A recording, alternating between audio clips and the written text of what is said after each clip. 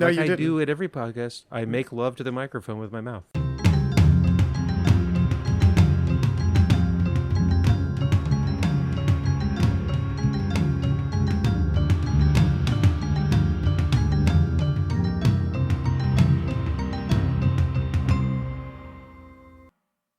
Hi there, and welcome to Hav and Charles Talk Comics, Season 4, Episode 6.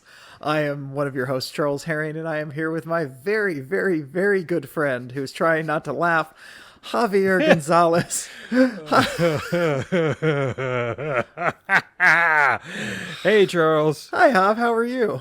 I'm great. Okay, so this is now apparently going to be a kind of recurring bit where you say Mark, and usually it's a good 10-second count that I internally can count on my own. And now you're just stretching it out because for some reason, when you do that, it cracks me the fuck up. Well, and it's I just laughed really good internally and let a little out at the end. Part of the reason, too, is for so long, the second I said Mark, you would start clicking your fucking mouse or moving around or start to whistle.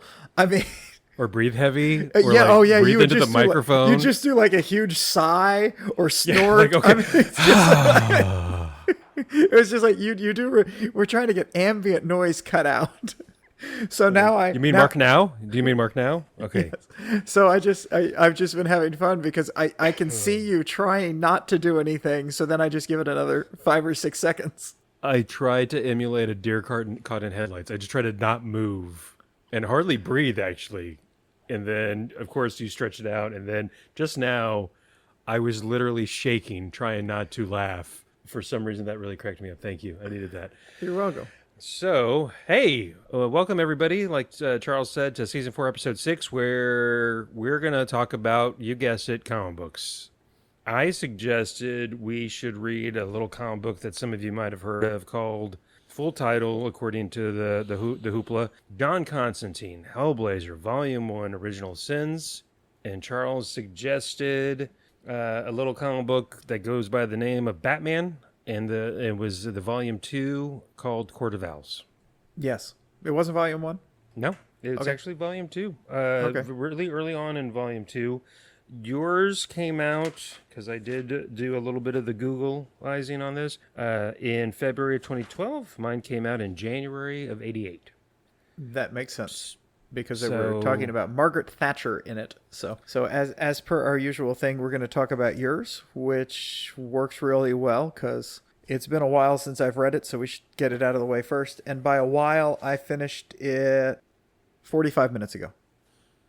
Okay. So it's already escaped your memory. It is. I've already there's lost. This character called John Constantine.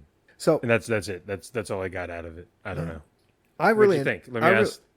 I really enjoyed it. It was tough to read in. It like a lot of mystical comics and horror comics does not flow necessarily from one to the next. They're all just set little pieces. There was a bunch of it that did. It all had some interconnectednesses with it, but it was not all just this one full linear story. And a lot of it was heavy. Yes, it's a lot of, I kind of think of it like X-Files, Monster of the Week, but there's some threads that carry on, and they used to, they've now categorized different X-Files shows and then threads that carried on throughout. But like that, we can get into a little bit of the different storylines and arcs, if you want to even call them that. They're really one-off issues. I think the first couple issues was the one story arc with that weird demon bug thing that infected his friend that was hooked on heroin. Minoff. Yeah. Something like that. The whole thing of that is it made people consume that which they loved or that they didn't like. Because, I mean, they had a vegan guy who just ate himself to death on meat. But then other people like comic book collector eating comics. Right. And it was gluttony, kind of, right? Yeah, it was basically at gluttony. At some level? Yeah. Okay, Catholic boy. Yeah, because Seven deadly sins. One thing I know. Yes. My catechism is still just a steel trap mind. Still remember it from whatever many decades ago. Well, actually, a little bit too much, probably. I do remember.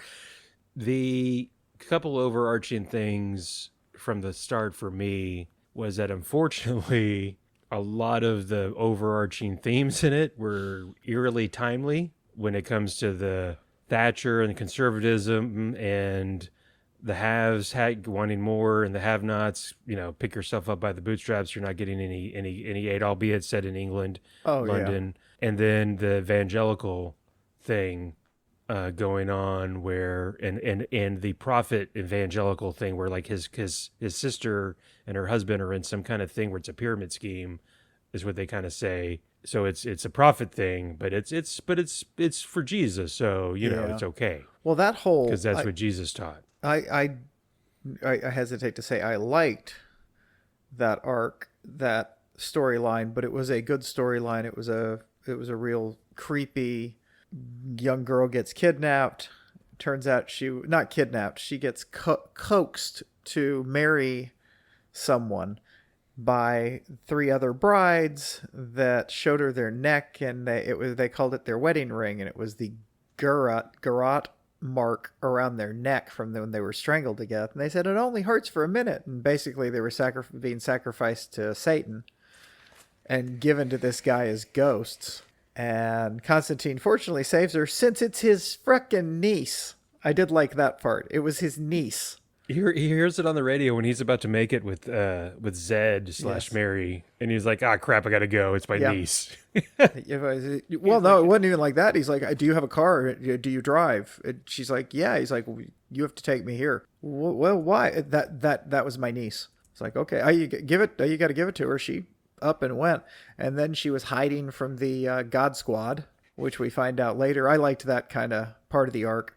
I did not understand the part of the arc where she was going to be Mary and give birth to. So this whole group is actually part of heaven's. See, I had trouble with this because this is the group that also said the prayer that made the Vietnam vets come back to their house that had disappeared, that had been lost, and actually came back to their Iowa town and shot it up and murdered everybody. So because their prayers made that happen. But then she's going to give birth to another Jesus, and then she's not, because he had demon juice inside of her, and they laid together as right before she was about to be visited by an angel or whatever. Yeah, so I guess is that what we're saying, is that because that happened, the angel is not going to come and knock her up, or God, yeah, is not going to knock her up because now she slept with John Constantine again. Yeah, well, but this time demon tainted. Yes, because he had what's his face's. I wrote down his name. Negral's blood.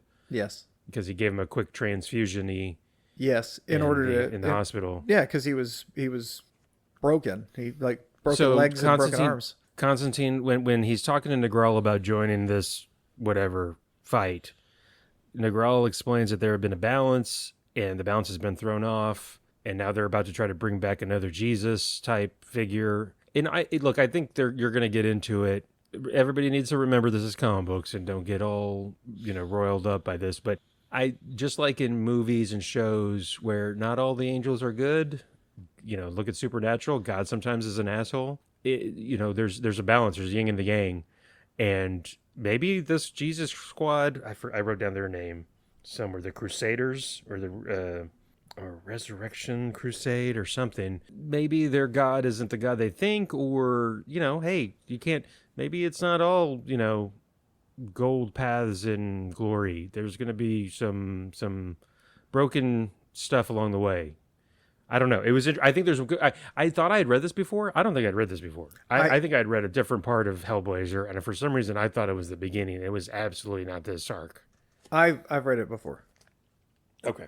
At least I'd read the beginning one. That's the one I mainly remember reading, and I might have downloaded that once, gotten to that point, and said, okay, that's really not that. It's really not something I'm just going to keep pushing through. It's not that I didn't like it, but it's just in that realm of if I don't want as much gore in my supernatural kind of stuff.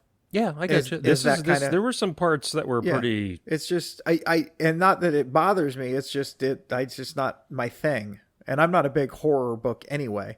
So yeah, you get introduced. I mentioned Zed / Mary. Okay, speaking of all this, I think that there's going to be more from these groups down the road, by the way. I'm sure They're there will laying be. out a lot of Yeah. stuff. You get Ray, who is his older friend that has AIDS, that gets beaten to death by the Jesus Squad or the Yes. Resurrection or Crusader people because he's a sodomite, quote unquote, Mm. and they kill him. Yes. And when they're rescuing, so quote unquote, rescuing Mary / Zed from, where Constantine dropped her off for safekeeping. And then you also meet, one of the characters I loved from the movie, and by the way, we can talk about it or we can't, we don't have to later. I liked the Constantine movie with Keanu Reeves, knowing full well that it was called Constantine and he was some kind of guy that was into the supernatural, and that was about, and he smoked a lot and he wore a trench coat. And then I don't know how much more that movie had in common with this comic book. Well, it didn't have He wasn't. Well, he wasn't British, but I only recall seeing it one time and enjoying it, but I didn't know anything about Constantine. But maybe I'll watch it again. I think one of the big hangups is, and I think the author, Constantine, we should mention, or I can mention, created by Alan Moore in Swamp Thing. I forget what artist was with him on that when he created him, or they created him. So my apologies to the artist. The artist, I believe, and Alan Moore said he was physically modeled after Sting. Okay, that makes sense. In the comic book, albeit a Sting that wore a loose tie and a trench coat and was a chain smoking, hard drinking, occult guy. Yeah. So, I think, or was it Billy Idol? Shoot, now I don't know. I don't It was know. either Either. Sting or Billy Idol. So, because Okay. all the British people, all the British, rock people that are blonde from the 80s look the same to me. Face blindness in that regard for me. Pretty hard. Blonde, rock and roll, pop stars from Britain. Men. All look the same. Okay. Okay, so anyways, what other? Oh, the other arcs. We've already talked about a couple of them. And the other one was the yuppies, the demons. The demons. Yes, the whole soul market. I like that. That was kind of a neat little thing, especially the way he tricks ended the it. demon. Yes, because he acted. I love that he acted like he wanted in to the whole soul market thing, and that convinced the guy that, oh no, clearly you know something, so they dumped it. So they just shorted their own supply and crashed the market, and it was all because of him. It was funny. And you keep getting information about that is he keeps tricking demons, and they're like, well, I'm going to get you one time, and I'd have gotten away with it too if it hadn't been for you meddling kids. That's exactly, yes. I'm like, oh, you outsmarted me again. Gosh darn it. What else was there? Oh, you got to meet Papa Midnight. Yes, that was in the first thing. He was Yeah, quite a fellow. Yeah, a bad guy. Kind of cool. Yeah, Kind of don't want to mess with him. and Constantine keeps killing his friends. And there's a dark secret that what happened in Newcastle. Yeah. Something happened in Newcastle. There was a group of them, and everyone at this point is dead but him. And the ghosts appear every once in a while. Yes, they haunt him. Except the last time they appeared in it, I liked it because he was like, "Okay, go ahead and flay me," and they're like, "No, we're actually here for you. We're not upset with you. We just we're your friends. The things happen." I was irritated with him in the computer one where he shut the computer off. Right. Because why did he kill his friend? He was in the computer. He could have lived in the computer or gone back out. The whole worldwide, okay, the web wasn't there now, but if you think about it, part of it was because he clearly went from computer to computer because he did not have to. And I will say, we're not 100% sure that the guy is dead. So if we really wanted to, he could come back. I know we saw his ghost, whatever, but another writer could go, you know what? No, there's a magic user trapped in the internet in the DC universe. Or whatever they called it back then. Well, yeah, there was some form of the internet. I'm saying now. Well, and clearly he was using some form of that because he went from the computer there at the snack cake factory or the cereal factory to the Gloucester area and broke through the firewalls. Glastonbury. Glastonbury? Oh, it's not Gloucester? Yeah. Okay. No, I think it was. I wrote it down. Every Glastonbury. I don't know why. British, stupid named British town to me is the same. Kind of like my thing with the British pop stars. Yeah, that except from more the people. 80s. Except more people would agree with mine. Sure. Well, I mean, obviously, that's just duh. So what else? The yuppies, the niece, the Vietnam. Yeah, the Vietnam War thing. Eesh. That was rough. No, that was really rough. I just, oh my Lord. The one guy that apparently survived and came home and opens the gas station on the interstate that just gets drunk every day because he doesn't want to think about what they did in Vietnam. And they show flashbacks of somebody from his whatever company pointing a rifle at a kid or a young woman. And then he thinks he's raping a Vietnamese lady. And he's raping his wife, maybe? Yes. Do you remember that part? Yes. I literally read it within the last hour. I was like, Or geez. two. I mean, I knew it was Vertigo, and I knew it was going to be hardcore, but I was still a little. I mean, 88, taken aback, and I know it was not approved by the comic book code because it was Vertigo, and that was not on the cover. But no, they showed some really rough stuff, which that was rough. They were trying to do a thing, and I thought it worked well. I did also like the Swamp Thing arc. At the end? Yes. I like the Swamp Thing arc, especially because Swamp Thing takes over. He takes Constantine over. And he's talking about him, and he gets him a tattoo, so he has something to show for it. And the funny thing is, I screenshot that when you see his tattoo, because honest to God, they say it's a tree. It looks like it's on his butt. And later they say it's a tree. It looks like they got a butt plug tattoo on his butt. Or like a shroom or something? Or Yeah, something. It was the weird thing, right? But it just, to me, I was just like, and maybe that's just where my mind went, but I was like, that looks like a butt plug. Okay, so going to that arc, when Swamp Thing shows up, Constantine immediately grabs a piece of him and tries to roll a piece of Swamp Thing into a cigarette. Well, that's because that's you don't remember how Swamp Thing shows up. Swamp Thing shows up.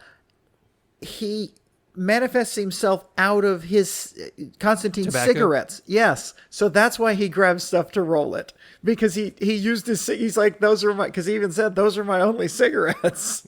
Well, and then what was funny is Swamp Thing is like, I'm not going to smoke myself after he takes over. Oh, well, he his thought body. about it. He thought about it. Yeah. He said, "No, I'm not going to do that. I'm not going to smoke." That because that'd be too weird. Not taking over a dude to have sex with your wife that's still a human. Yes, That's not weird. But crossing the line, smoking a cigarette out of my own, bark or whatever, or green stuff, because I'm Swamp Thing. The Nazis got some comeuppance, especially. You remember the when they were the Iron Fist the Avenger. Iron Fist the Avenger. This keeps coming along with, and I don't see the same thing happening in Marvel Comics, but this keeps going along with them trying to take little shots at Marvel characters. Yes. I mean, it was just, remember that one Superman thing, Panic in the Sky. I kept pointing out all of these little things. Yeah. That's That a it's good like, point. man.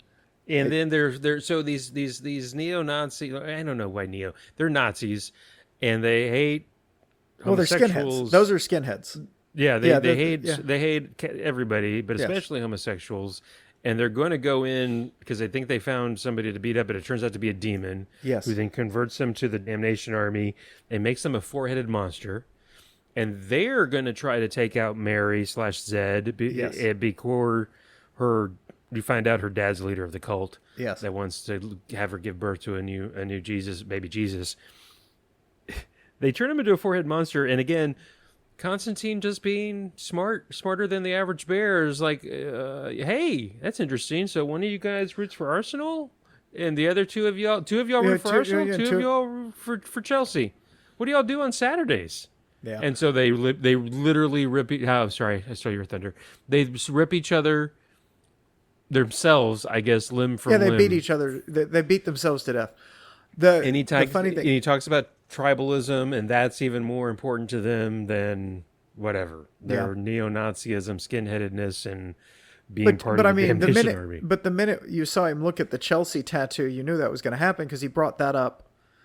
He brought that up when he was talking about the guys at the beginning of it. Yeah. It was foreshadowed from the beginning because he said they do this, they chase all these, except on Saturdays where there's football and 2 root for Chelsea and 2 root for Arsenal. And if they ran into each other on Saturdays, they'd be going at it with fist, knives, and bottles. So, yep. And that's the hooliganism is still a problem, I hear, over there at some level. It's not as bad as it used to be, even in the 80s or 90s, but especially in the 80s, it was bad, apparently, and 70s. But it's still a thing. It's wild. I mean, we think, and I know it's bad. I mean, I know like a Los Angeles Dodgers fan was killed at a San Francisco Giants game or vice versa. And I know the if you're a Dallas Cowboys fan, don't wear your gear if you go to Philadelphia. I wouldn't. Yeah. It's just not worth the headache. Yeah. I wouldn't think, but unless you're just willing to take the abuse. Yeah. So anyways, it's just that was an interesting part, I thought.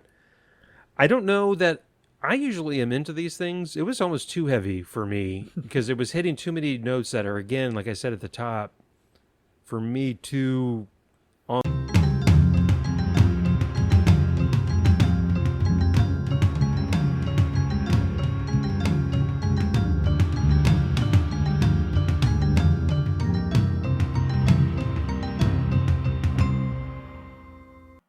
on the nose for what's going on now with the Thatcher stuff and then winning a 3rd term and the conservatism and the evangelical bent. It's weirdly, being that it was from the late 80s, I know it's all cycles and things come and go and it's every 20 or 30 years. And I was like, gosh darn it, this is a little too on the nose for a lot of the stuff that's going on. And it was making me think too much, Charles. Yeah.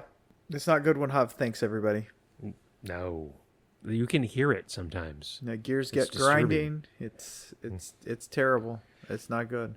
Yeah, so no, I did like it. I don't know that I'm going to keep watching it. I really like the John Constantine I watched the TV show that came out when it came out. I watched the first few. You can keep on reading it. I'm not going to. What I was saying is the iteration that I enjoyed was the TV show. That only lasted a season for some reason. Yeah, that's because it was all over the place. And it really was. Okay. It was really all over the place. I enjoyed the beginning of it. I don't think I finished the season, but then I really liked it when John Constantine would show up on the Arrowverse shows. I thought the actor did a great job. He was fun. He was very much this character. He really did a good job. More glib. Incredibly glib and he's just there to solve this problem and move on. He don't want to be close to everybody because everybody he gets close to dies, and it's just I'm gonna fix this problem. I'm gonna get the fuck out. Y'all shouldn't be messing with this shit, so stop it. And I remember when Doom Patrol, when I still haven't finished the last season. I never finished the last season of Doom Patrol on whatever it's on Max. But there was a character that came on that was very much like John Constantine. I don't know if you remember that, but it wasn't John Constantine. It was an occult guy that wore a trench coat. And it was a guy, gosh, this is a weird reference. He played the lawyer on Battlestar Galactica. I don't know, in the middle seasons. Yes. I don't know if you remember that. Yeah, I know who you're talking about. And he was also in Supernatural. He played, Crowley. Thank you, Crowley. Yes. He played Crowley on Supernatural. Yes. But I remember being really disappointed that it wasn't Constantine. And then I found out, of course, doing the Googleizing, that it was because that show wasn't allowed to use him because he was being used, or they were maybe making the show, or they were hoping to still do something with him somewhere else and didn't want there to be confusion. So, and that other character that the guy that played Crowley in Supernatural played is an actual character from the DC universe. Yeah. I thought they made him up for Doom Patrol, but it was another. I just thought that was interesting. Speaking of other media, some of these characters have appeared in. I'm trying to think if there's anything else. I really think it's dumb that they do that kind of thing where you can't use this character because we're going to use him in something else and it's too confusing. It's comic books. And the core people that are watching things like Doom Patrol and a Constantine something are really the comic book fans mostly. So you can get away with, we get it. These are two different universes. This is the Elseworlds here. And we also, if you read comic books and you follow comic books, you know that your favorite character or this particular character is not necessarily going to act the same way in somebody else's book. It was during the Hellblazer thing when they had the Stan Lee character show up.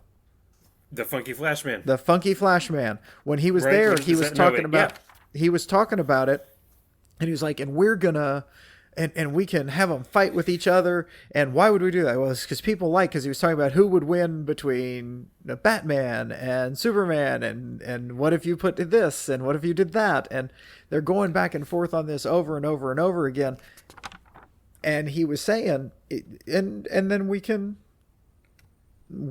decide which one wins, because we can do it, and then we can make money on this, and we make money. It was that I enjoyed, especially because it came right down to the thing that Stan Lee used to always say, because he always got tired of the people asking him who would win a fight between Captain America and Spider-Man. And my answer has always been whoever's fucking book it's in. So if it's in Spider-Man's book, Spider-Man wins. If it's in Cap's book, Cap wins.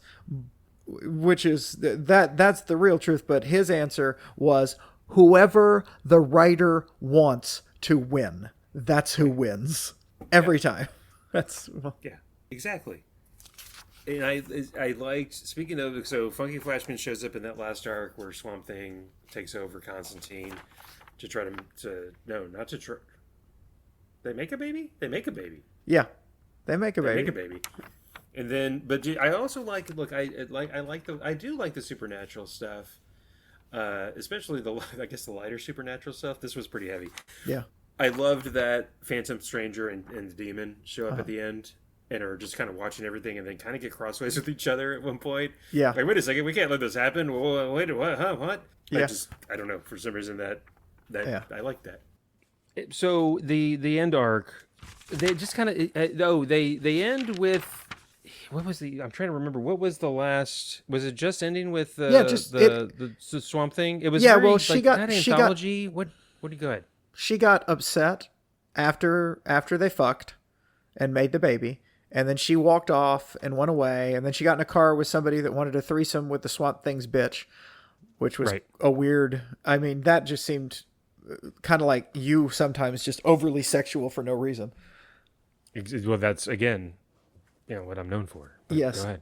And then, so she gets out and walks and meets up with Constantine, because obviously he was around and he came to in his own body with like, wait, I feel like I had sex. Anyway. So they run smelled his hands. Yes. What? Then they see point Charles. So then they went and got drunk and then went back to a hotel room. And this was after I did enjoy the whole bit where she was talking right before they had sex, not Constantine, but when Swamp Thing was Constantine, right before they had sex, she's telling him, I don't know, this just seems like something Constantine would do. And I can't really believe that it's actually you in there, which honestly, yeah, it does kind of seem like something Constantine would do. Well, and at first she tells him, "Whoa, you smell like a ashtray." Yeah, it's just well, no, you taste horrible because of all the smoking, and so then he makes plant mucus in his throat and mouth or something like that. No, but I did like the fact that she finally believed him was because he said, "No, that's fine. Then we don't have to do this. We'll find another way." And then she's like, "Oh, it is you," because Constantine never would have done that. Yeah, because he hasn't tricked people before. Yeah, no, Constantine never tricks anybody. I mean, the first comic in this, he tricked the guy that was his friend into taking the demon inside him. But in fairness, the guy had released the demon, and the whole shit was his fault, and they had to do something. So it was. I understand that Constantine felt guilty about that, but what else are you gonna do? Yeah, I mean, and then going back to the guy that was going it was called the Ghost in the Machine or something, or something like that. Ghosts in the Machine. They called it quantum magic, which I thought was kind of cool. Yes, but I did not think that he should have unplugged him. I don't think he should have unplugged him. I thought that was kind of knee jerky, but why not just leave it running? Yes. Yeah, his body is a husk, a burnt out husk, but he's obviously still alive. And if you think turning it off is going to kill him, Leave it running. What's it hurting anybody? You just leave. Just say, hey, buddy, there's no body. Yeah, I Literally can't. no There's body. no body. Have a conversation with him. What would you like to do? There's no body. I can. You want to just ride the Yeah. waves of the quantum magical realm, I or mean, do you want me to unplug this thing? I think it's, hey, let me see what I can do over here on this end. yeah. I mean, maybe we can. I can even run an arc where you find somebody that's in a coma, that's like brain dead, and you hook him up to that, and you move him into that body. And it was just like, nope, I'm just gonna unplug you. It's like, dude. AI, or like a Yes. machine or an android or I mean, something. there's lots. This is the DC universe. You don't just got to murder the guy. That struck me as really like I said, a knee jerky, like, I don't want to hear him. I don't want to talk this over. I don't want to hear him scream. I'm unplugging it. Bye-bye. I just thought more than anything else, I thought it was kind of bad writing, or, well, we're wrapping this up and we don't want to deal with this guy anymore. So we're just going to, doop, he's done. Does Richie appear as a ghost at any point, though? I think he did. Quantum magic guy? I think he immediately, because they immediately have, see, that's what I mentioned that and then I was just like, okay. Yeah. You're right. That's a nitpick. Look, I liked it. I did like it. Little nitpicky. Oh, I haven't mentioned this. The writer. Oh my God, my writing is horrific. My handwriting, I cannot read. Jeez Louise. Painted covers by Dave McKeon, which were really, really cool. Jamie Delano did the writing on these it was the first writer on this, and the art was by John Ridgway. And then, like I said, painted covers that I don't know if you flip to the back to go through them, I thought were pretty darn cool. I love the covers, and this was just not on my radar back in the late 80s, and I might have liked it, given that I was reading some heavy stuff that I probably shouldn't have read back then anyway. Yeah. But it was pretty cool. Pretty cool. And then just for the boys and girls at home listening to the pod, I say I'm not going to go on and read it. I am interested because this ran for a while. It ran until 2013, issue 300. And I know I picked up issues here and there. Everybody that was somebody to some extent wrote on this thing. Garth Ennis, Paul Jenkins, Warren Ellis, Grant Morrison, Brian Azzarello. I've never said his name out loud. Mike Casey, Andy Diggle, Denise Mina, Peter Milligan. I don't Neil Gaiman.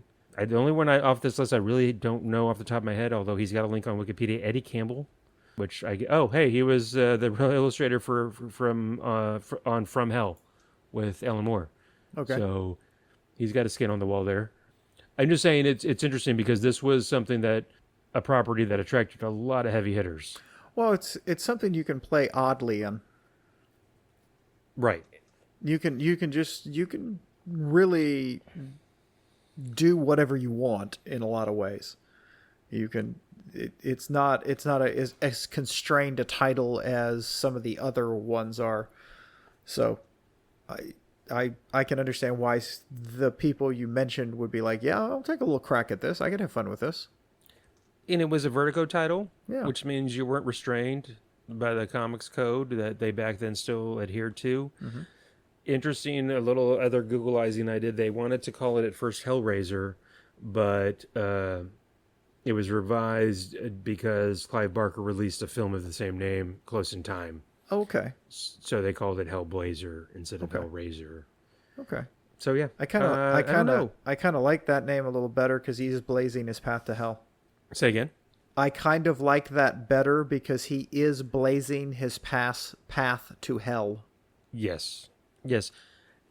Oh yeah, and you look, but the ghosts hanging around in the thread. There are you like we talked at the top. There were some ongoing. You got the feeling, yeah, they were planting some seeds for things that were going to go on about the ghosts and more development there, and him trying to ride him not working for heaven or hell, but riding the fence in the middle, which could be interesting.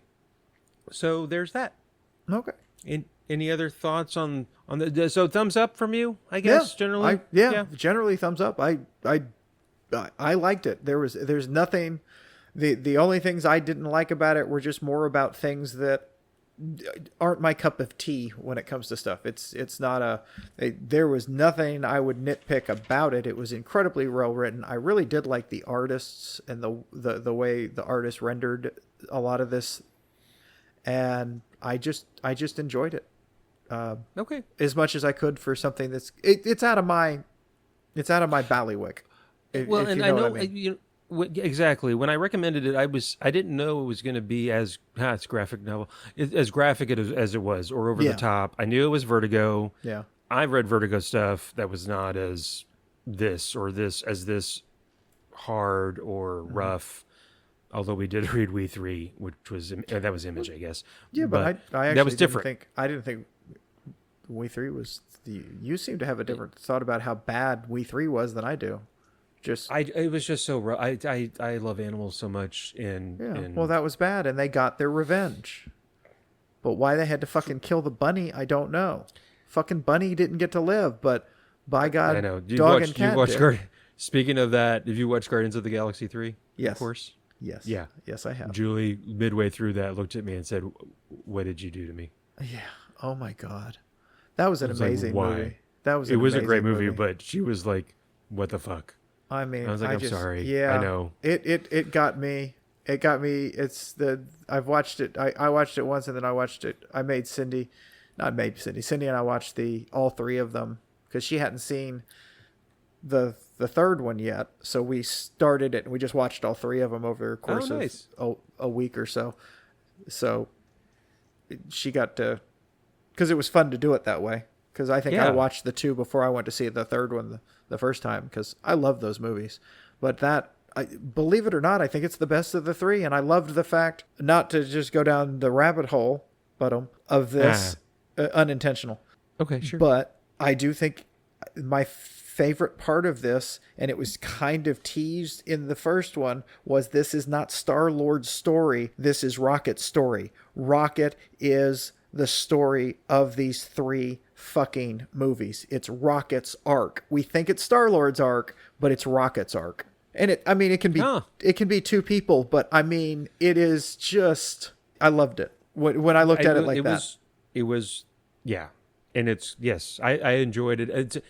I wonder if they're ever going to do anything with that last incarnation of Guardians of the Galaxy that you see at the very end that Rocket's leading. I don't know.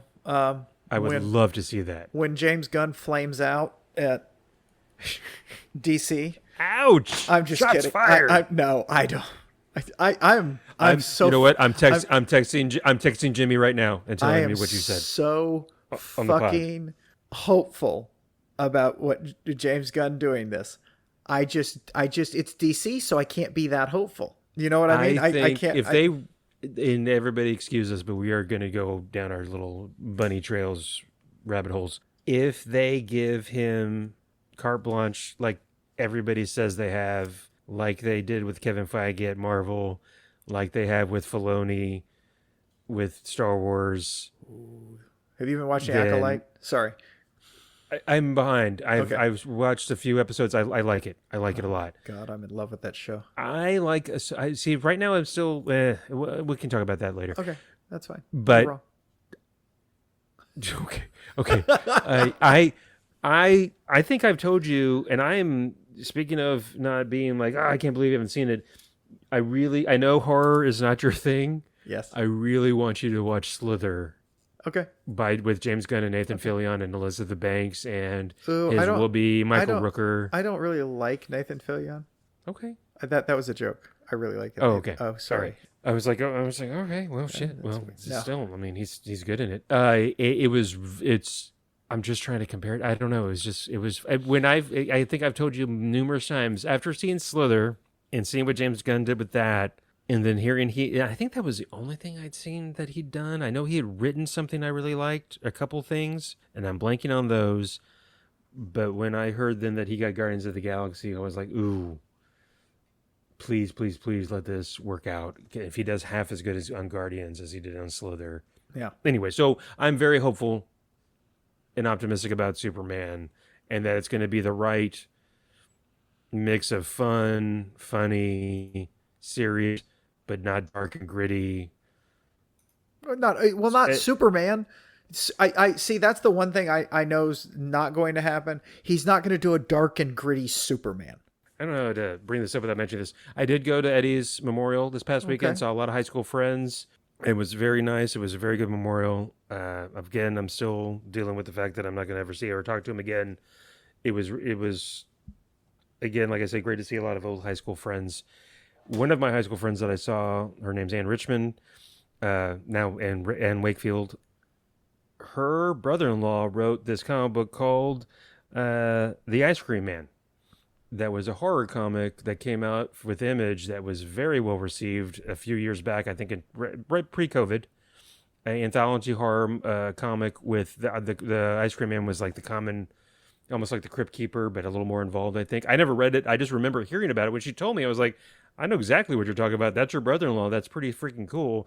Because she had heard about on the Facebook, we had Mark Resnick on and was like, oh my God, I got to listen to your podcast. By the way, my brother-in-law wrote Ice Cream Man. Have you ever heard of it? I was like, yeah, I've heard of it. It was a huge hit that I just haven't read because I'm not reading a lot of new stuff right now, but I definitely have heard about it. That's amazing and very cool that he did that. He had a full-time job when he was doing it, wrote it on the side, and then it's already been optioned by Universal and yada, yada, yada for a show.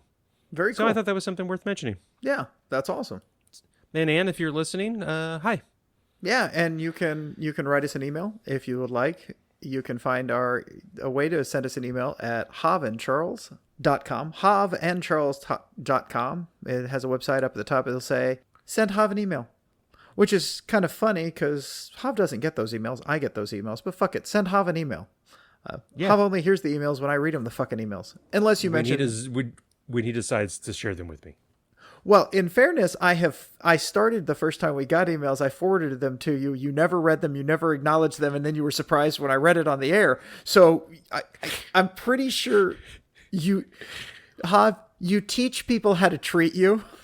Well, I didn't want to, I guess I'll just come, all your emails get shoved into like a subfolder. There's a rule on my inbox. It's called these are probably stupid from Charles emails. Okay. So... Fair There's enough. that. No, you know what? I do remember you sending me some of them, and then I had so many junk emails. I don't even know why I have my own personal email address anymore. I don't want to get rid of it because I've had it since the 90s. You can go to the bottom of those emails and hit unsubscribe, and they stop sending you stuff. Because most of the stuff you get, I know it's so hard. I do purges on it periodically where I just unsubscribe from all this stuff because I'm like, why do they keep sending me this? I changed my electrical company today because my thing expired and they ticked me off when I called them. So I found somebody that was much lower than what they were offering me. Well, not much lower, but lower. Yeah. And a shorter term. And one of the questions they ask, and we would like to send you promotional things and blah, blah, blah via text and phone call. And I was like, no, thank you. No. And then they went back to another thing. And then at the end, they're like, and you get 2 months or 3 months free of our surge protection plan. And I will transfer you at the end of this call. And you can talk. I was like, no, because you're going to want me to pay. He's like, well, they'll talk about it. I was like, you're going to want me to pay for the service, but you'll give me the first month's free. And I'm not going to do that, but I can unsubscribe from it. I'm like, I'm not. He's like, well, but I was like, no, don't send me over to there either. Just fuck off into the sun. Because there was something else that they were like, oh, it was, they offered we'll do you a rebate, the save energy thing. And then you'll get money back if we let you know if there's an alert and you can adjust and you might get money back on your thing, blah, blah, blah, that kind of stuff. I was like, yeah, sure, sign me up for that. I'm always willing to adjust my temperature. And he says, okay, but you have to opt into us sending you text alerts. I'm like, motherfucker, send me an email. Yeah. You can send me a fucking email. I'll read it and go, oh, I need to change late afternoon. I need to not be blasting my AC today. That's fine. I might take one for the team. But good God, I'm not going to take a fucking text message for it. And I loved how he said that means you have to opt into all text messages. I'm like, from everybody, everywhere, all at once? Well, wow, no, that's a lot of text messages. Well, for all of their, whatever the fuck text messages they want to send you, instead of just this limited, this is the thing we can send you. They're like, no, you have to take everything from us. You have to lay there and take it. Anyway. Oh my gosh. Oh God, this turned ugly. That conversation turned very weird at the end. Well, I'm glad you changed companies now. No, this is the company I went to, as they Oh suggested. shit. Hey, Well, this is then I'm still somehow D- weirdly glad you went to that company because there's that option maybe later. yeah. I got to decline the just take it all. Okay, good. And hey, they abided by your request. That was nice of them. They did. Consent is important. Oh gosh. As the sign said at the comic book thing, cosplay is not consent. Yes, it's good that they have those signs. It's also incredibly sad that they have to have those signs at comic book conventions. That is. Have we talked about that we went to that? No, we haven't, but we probably are going to do it tonight. We'll talk about that later. Yes. So, we talked about another comic book. yes, it's another Marvel comic, just like the last one. And Or DC, you know. Thank you for ruining the bit quick. Because clearly... I thought you make so many verbal gaffes. I thought you were really confusing it. So, dude, I really said did. Another Suicide Squad, Squadron Supreme. Yeah, that's just trouble with the your whole SS kick. I mean, you're just okay. I think for sure that's your thing. I didn't even think of that. Wow, you just everything you want is some kind of SS thing, and I'm beginning to think there's a secret to it. No, I was gonna. Okay. I mean, oh, for fuck's sake. Yes, look, I was doing a bit. And episodes, issues, confusing comic book companies. You think Spider-Man's better than everything else? I mean, there's a lot of issues you got, you know.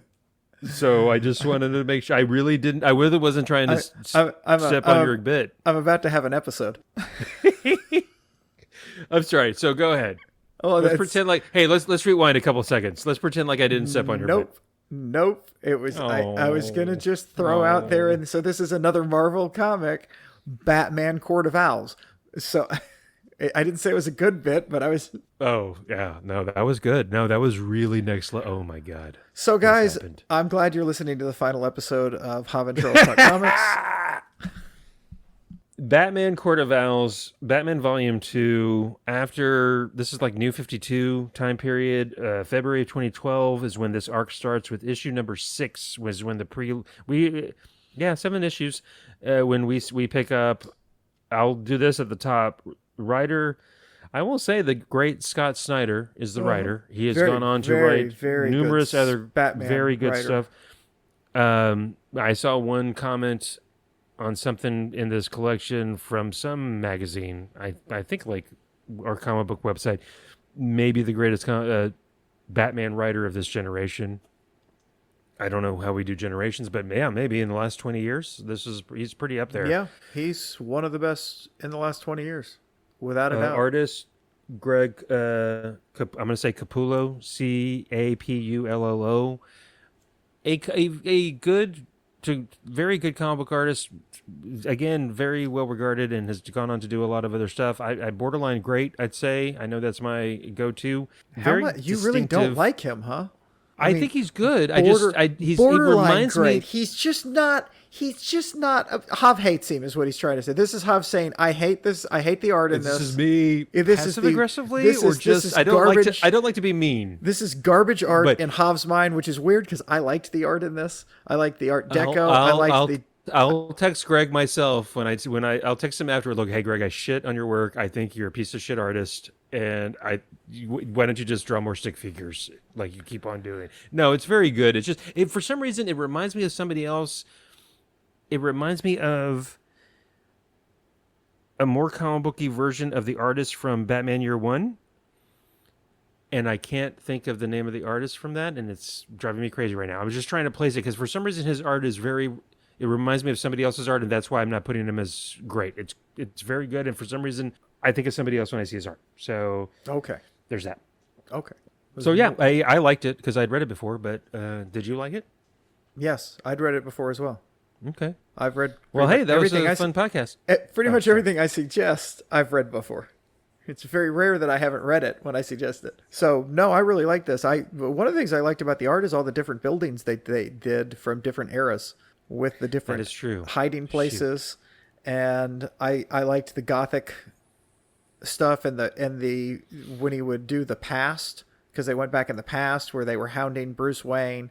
I liked Like the 1600s or like yeah, way I liked back when. yeah, I liked the art when he was in the maze when they were hunting him with the Talon and trying to drive Batman insane.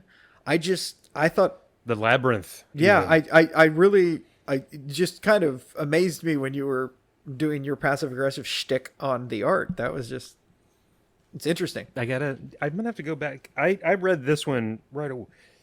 Excuse me, when you suggested it, I read it right away. For some reason, okay, that's weird for me. Because I usually am just, gushing about everybody all the time. I think it's because his art reminds me of somebody else, and like I said, it reminded me Of someone you think is so much better that whose name you can't even remember. And this isn't me not remembering a name. I can't fucking remember anybody's name. Roger. just for that. Go ahead, you keep on talking. Now you got me Googling.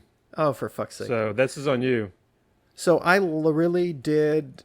I enjoy the whole idea of the Court of Owls and the Talons being basically winter soldiers because they last forever, and that they were going to. And I like the idea that they get them from the circus. And Which Dick brings Grayson, into Dick Grayson is supposed to, and there's a whole arc going to go on after this that I've read where they're trying to make Dick Grayson a Talon, and I think they do at one point, and he breaks it, and because they do horrible things to Dick Grayson. Well, they named him Dick to begin with, so there's that. But I'll be here all night, everybody. Tip your waitstaff. Nothing really? Are you hiding a smile behind there? I was smiling. A little bit. I'm smiling at your awfulness. Hey-o. David Mazzucchelli, who did the art for Batman Year One, as how I'm going to say Mazzucchelli. Very distinctive art. For some reason, Greg Capullo's art reminds me of that. That's and I'm very not sure weird if that's accurate or not. Because I'm thinking back. I'm trying to think of Batman Year One art, and I don't. And this is me. And I read this right when we. Well, no. I read the comic. First, I read the comic that I thought I suggested, and then you pointed out that I didn't suggest that comic, and then I read this. Yeah, what did you say that you're like, Don't we're worry. going to read this? Well, you'll are find you out. talking about? Well, I already read Court of... I thought I was fine. losing my mind. Yeah, you're fine. Well, that's because it was... I decided to do Court of Owls after I'd already decided on the other one, and you'll find out what the other one is. Well, you'll re-know it because that's what I'm suggesting this time. So... Gotcha. It'll be fine. Okay. And Cool. I'll read it again because I really liked it. Yeah, you will. Yeah, you will. So the art was, you know what? I don't know. I'm going to take it back. But the one creepy thing that creeped me, out. I don't know why I'm not cursing. Creeped me the fuck out. It was the white. I know. I know. I apologize for my dirty, dirty mouth. The Court of Owl what is it you were going to do to the microphone with your mouth? I said it at the top. You I didn't. do at every podcast. I make love to the microphone with my mouth. Okay, no, you didn't. That was before we started the podcast. Oh, I thought you were recording. And I was recording, but that doesn't mean it goes in the podcast. Okay, well, shit. That thank you very much. And I got him to. This is the second time I've got him to repeat that. I am not. Yes, I am easily convinced to do things. Advertising works on me really well, by the way. There was an advertisement tonight for an automated robotic grill cleaner for your barbecue pit. Uh-huh. And I immediately turned to Julia's, and I was joking. I was like, I need one. She's like, no, you don't. I was like, I know. We haven't used the barbecue pit well before COVID. Yeah, so it needs cleaning. But I saw it looked so cool. It was like a Roomba, but for your barbecue pit grill. I was like, how cool is that? Like I can't be bothered to scrape the grill like with a steel brush. I'm going to use this little robot. Okay, sorry. So the Court of Owl masks are creepy as fuck, and I had forgotten that. And that's the art. Well, they also kind of the artist. Yes, and that I can see where there's some stuff again. Thinking back to. I see where now you're getting the combination between the art. Well, and it very much the art for Batman Year One. It also reminded me of Eyes Wide Shut, the masks that they're all wearing. Although these are all uniform owl masks, for some reason everybody dressed up to the nines.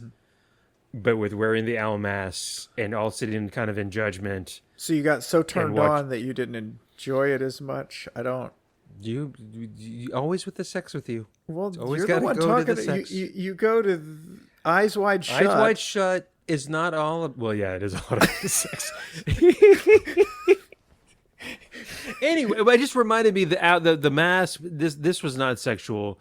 Yes. Eyes Wide Shut, yes, but just the weird, freaky masks were creepy as all get out.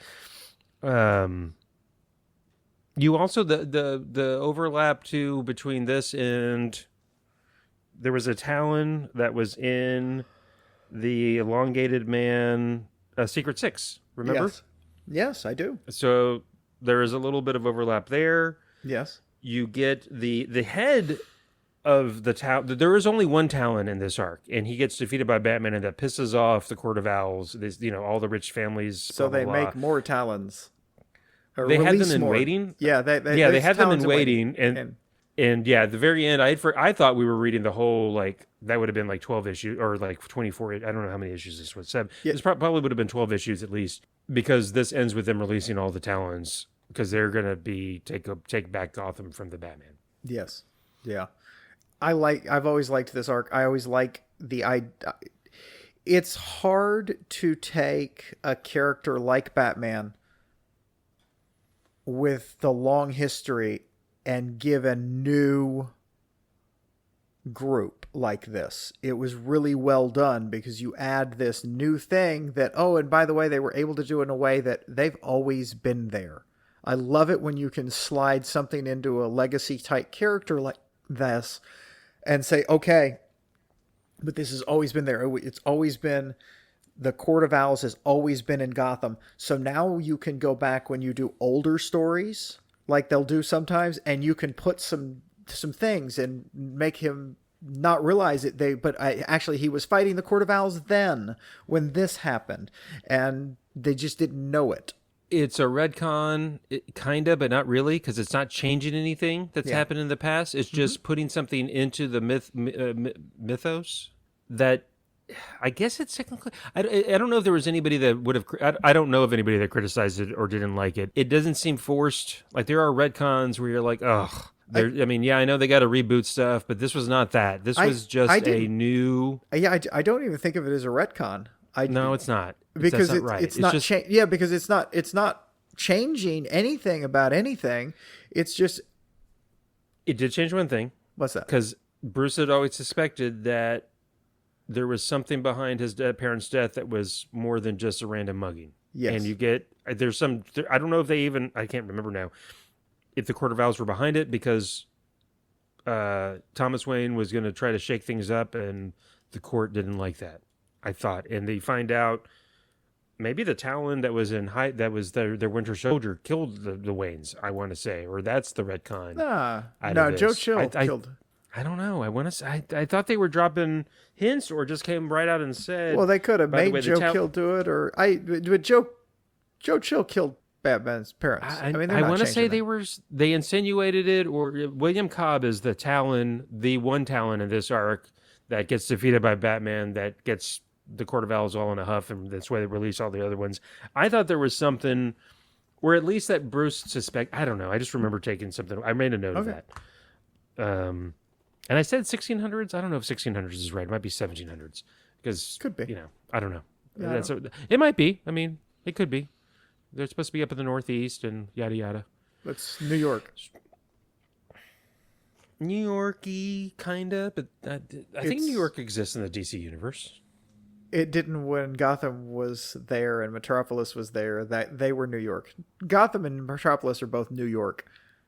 I know that they're not, but they're both New York. Well, one's like Manhattan and one's like what Queens? I don't know. If you're from Queens, forgive me. I guess I don't know. If you're from Queens, it's the Bronx. If you're yes. Or what's the one that everybody shits on? That's a borough. Is it not Long Island? Is it Long Island? No, it's Staten Island. Or Staten Island. No, it's Staten Island, but it's I don't know. I haven't been in New York in forever, so I've heard it's all very nice. New York's fucking awesome. I've only been there once. It is awesome. Although I don't know about living there, especially it's just so much concrete. I know you're scared of cities. It's more the tall buildings. I think They're they're haunted. mocking me. Oh, well, Yeah, they are. Yeah. There was a scene at the very beginning of this that I They made a note told of. me. I thought it was cool. They're getting ready for some big gala. What'd you say? I said they told me. Yeah, we're getting a little goofy. Made a note of this too. At the very beginning, there's a shot, a panel. It's got Bruce, it's got Tim Drake, it's got Dick Grayson, and it's got Damian Wayne. They're all getting gussied up for a big gala. Yeah. They're going to meet a mayoral candidate. There's an assassination kind of attempt. Maybe it's more on Bruce, and he just happens to be there. He's also from one of the wealthy families, blah, blah, blah. But I just thought that was cool. And of course, my guy, Jason Todd, nowhere to be seen because he's Red Hood and, he can't be part of the Bat family officially and can't hang out and pal around with all his fellow Robins since he got killed by the Joker and came back from the dead and yada, all that jazz. Yes. So there's that. Yeah. Okay. I'm trying to think. There's also I think there in this arc at some point, or maybe it's the next one, you get some backstory on the Pennyworth family and their relationship to the Waynes over the years. I remember that being kind of cool. Yeah, I think they were talking about slightly in this one. They talked about that because they've always been Over generations. Yes, over generations they've been slaves to the Waynes. I mean, yeah. Okay. Whoa, hey, paid. They're paid Okay. a living wage, except they can't leave the house without permission and have kids. Yeah. Well, clearly they have kids because his father was the butler and now he's the butler. Well, there you go. There's a whole Pennyworth. There's a whole Pennyworth breeding program. You just there's a whole. poo-pooed. Well, no, there's a breeding program with the Pennyworths. Oh God. Okay, no, I'm not doing that. All right. So, really, if you haven't read Court of Owls, by the way, and you like Batman, if anybody's, you really should read Court of Owls. If you haven't read Batman in years because you think everything's been done on Batman, which I know there's a lot of us, I remember being pleasantly surprised when it got so many rave reviews when it came out in the early 2010s that I picked up a trade, I think like a floppy trade, and was just like, oh shit, to the point where then I started picking it up monthly for a little while to finish out the second part of this arc, or the continuation or the next arc after this. So very well done. Cool. Yeah, I'm probably going to read the next arc because it's been a while since I've read the whole thing. So I pretty much have to now. I remember where it left off, thinking, gosh darn it, and I didn't have time to. I could have made time. I didn't finish it. I want to finish it because it's a good story. Well, I've learned my lesson most of the time to continue going. So when we talk about it, I don't talk about the things that happened in the other half that we didn't read, kind of thing. Oh, so I tend to try to, because I've learned my lesson, because I've done that before. Stop. Even if it's something I've read before, I want to stop because I want to keep what's fresh in my mind. Because when we did the Sinister Six or the Secret Six or whatever that was, I read it all. And the Talon stuff, there's a whole lot more in the second arc about the Talon. Right. And it's awesome. And I highly recommend anybody that reads it because her arc gets great and she's awesome. So, and you learn about her and you learn more about the Talons too and how they come about, because she came from the circus as well after her family died and she ended up at the circus like you do. So, and Secret Six by the great Gail Simone, who is now on one of the X-Men books. Yes, she is. It was funny because she said she didn't want to be on. They were asking her what things she wanted to be on, and one of the things she said she wouldn't want to do. So they were asking her on. She was like Amazing Spider-Man, and they're, oh, so you don't like Spider-Man? She's like, no, She's like, I'd love to do a Spider-Man book. She doesn't want to be on Amazing Spider-Man, i.e. the mainline run. And I the minute she said that, I was like, yeah, no shit. The pressure on that, and the not the pressure, but the comments you'll get and all that, it's just, you can't have as much fun in it. You got to be, I mean, you can have fun. You know what I mean? No, I know what you mean. But yeah, there is, maybe it'd be, yeah. And she's got options, that's not her thing. Nice. Yeah, that's not her thing. She's awesome. I adore her. She's amazing that that a bear can write comics like that. Oh, I love that bit or that thread or whatever. Although I haven't seen it I know I'm following her on Blue Sky. I don't go to. Do you go to the Twitter? at all anymore? Okay, he's nodding his head, but doesn't want to say it into the microphone. I'm ashamed of it. Oh no! You know what? I don't know. Don't listen to me. I'm I ashamed. still have it. I haven't shut it down because I do promote the podcast on there. I'm ashamed. You know. I am in a shame spiral with Twitter. I was off of it completely for a while, and then I kept back in, and now I'm back off of it. I'm trying to stay off of it again because the politics are too much for me at the moment. So Facebook is good for certain things, man. And I used to swear off. I did for a long time not going to the Facebook, but for certain stuff, it's very helpful to connect, to stay connected on certain goings. Well, I'm not saying. Well, no, I actually now they figured me out. It's just people talking about writing and people talking about some comic books, and I've got movies and TV shows that it shows me, and I'm like, okay, Facebook is a nice place for me. Nice, good. And woodworking. I get woodworking stuff too. Oh, cool. Yeah. I remember liking a Beagles page because we used to have Gilda, our Beagle. And so I get lots of Beagle photos and videos, and that makes me happy. Yeah. I love our dogs, our current dogs. They're neither of them are Beagles, and I still fondly remember Gilda the Beagle. Yeah. Who was, she was the girl and the boy was Gene. And we do bits with our dogs because that was after Gene Wilder and Gilda Radner. Okay.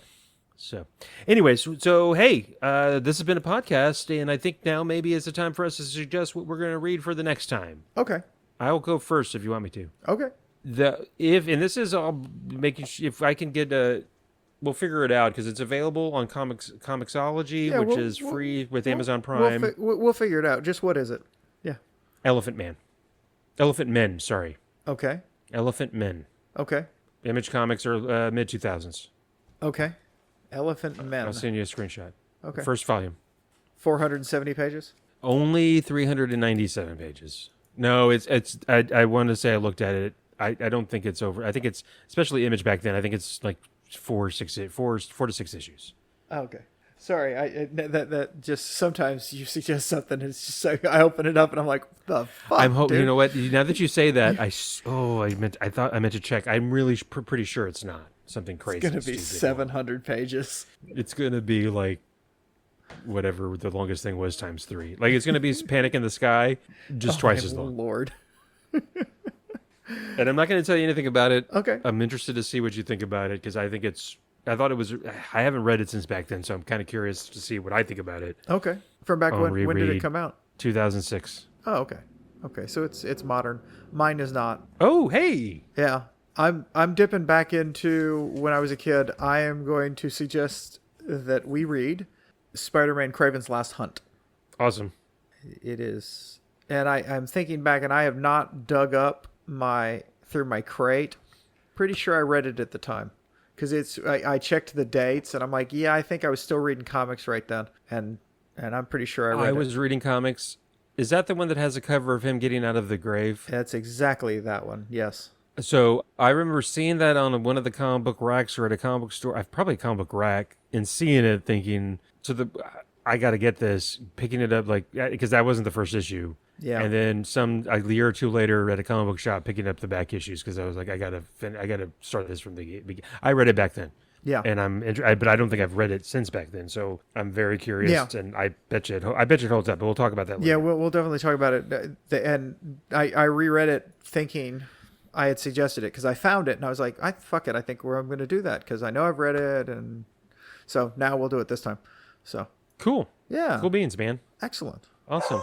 Oh my! There she is, right on cue, Ethel. Oh my God! Can you hear that? Yes, of course I can hear that. Wow, you have a microphone. She's upstairs. Why would? Yes, but you Ethel. can. Dude, you're wearing headphones and you can hear it. Why wouldn't I be able to hear it through your microphone? I don't know. Do you not know how sound your works? Your technology is strange to me. Oh my Lord! I'm just a simple, caveman thawed out from the ice. Yes. Now a lawyer. Oh my God! That scared the crap out of me. By the way, I think I pee-peed myself a little. All right. And on that note, everybody. Hey. Anyways, hey, thank you, Charles, for doing the podcast with me. Thank you for the patience and delaying the recording a little bit. Thank you to everybody for listening. Really appreciate it. Thank you, Patrick, for doing the theme music, doing the website, and Charles, again, like I always say, thank you for doing all the heavy lifting on the production, the publishing of the podcast. I really appreciate it. Thank you. everybody for listening. Thanks, Hot, for doing it with me. Until next time, y'all have a great whatever with whatever you're doing. Bye.